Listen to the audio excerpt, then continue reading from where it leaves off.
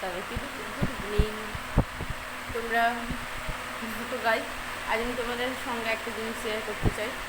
আমি কোল্ড ড্রিঙ্কসের মধ্যে অনেক কিছু খেয়েছি, যেমন 7 আপ, মিরিন্ডা, ফ্যান্টা, কোকোকলা, মাজা এক্সেট্রা, অনেক কিছু খেয়েছি। নতুন একটা জিনিস দেখো,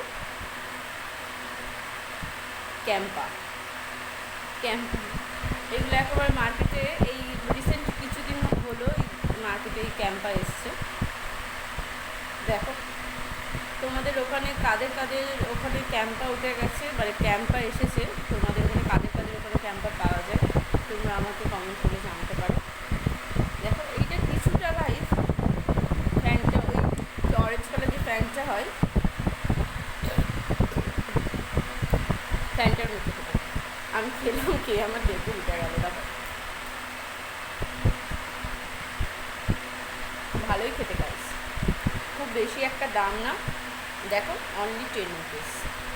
এরকম ছোটো ছোটো 200 ml বোতলগুলো আমাদের ছোটো ছোটো স্প্রাইট, তারপর